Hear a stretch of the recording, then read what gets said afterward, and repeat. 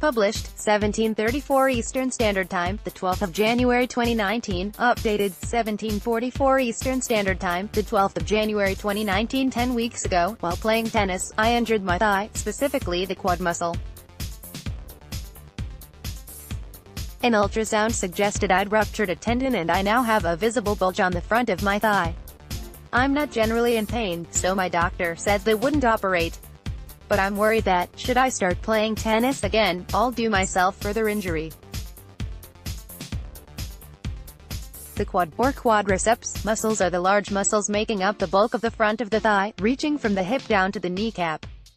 These muscles are actively involved in the movement of the knee known as extension, straightening the knee. So they are crucial to walking, running, squatting and jumping. The quad, or quadriceps, muscles are the large muscles making up the bulk of the front of the thigh, reaching from the hip down to the kneecap. Well-functioning quads are vital for active sports such as badminton and tennis, and are put through their paces strenuously by playing.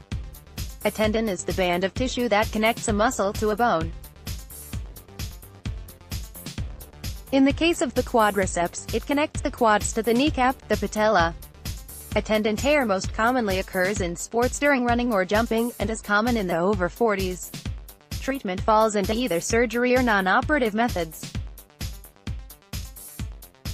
Non-surgical treatment is not simply a watch-and-wait approach, but involves active treatment.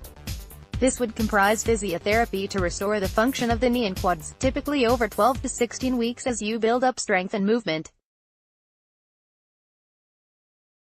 A brace can be used to immobilize the knee, allowing healing, alongside crutches to take weight and pressure off the joint. A GP should be able to advise on a rehabilitation program. The tendon will fully heal, but it could take 4 or 5 months, and with a slow and steady start, returning to sport should not be a concern.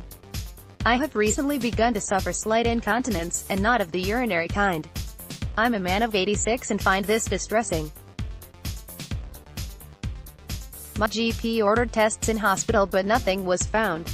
I'm on zopiclone and Circadin to help me sleep, and an antidepressant, mirtazapine.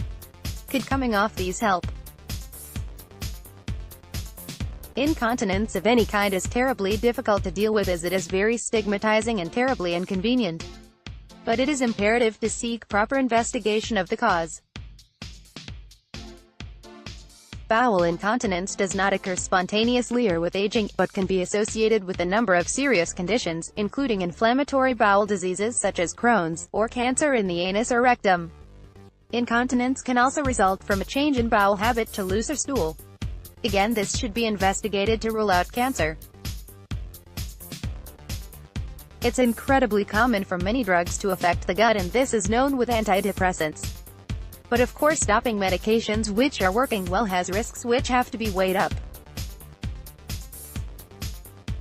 A GP can advise on stopping them one at a time, and safely, as some may need weaning down. This would be a valuable approach if serious conditions have been ruled out.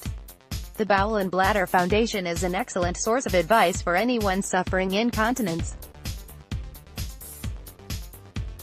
The pros and cons of hormone replacement therapy, HRT, continue to be debated, as new studies published last week confirm that the risks can depend on how the medication is taken. HRT is most commonly given as pills but may also be in the form of patches or gels. Many women don't like a patch, and find gels messy to use. But research shows they are associated with no increased risk of blood clots, unlike tablets. This risk is very small, but women should be offered the safer choice first.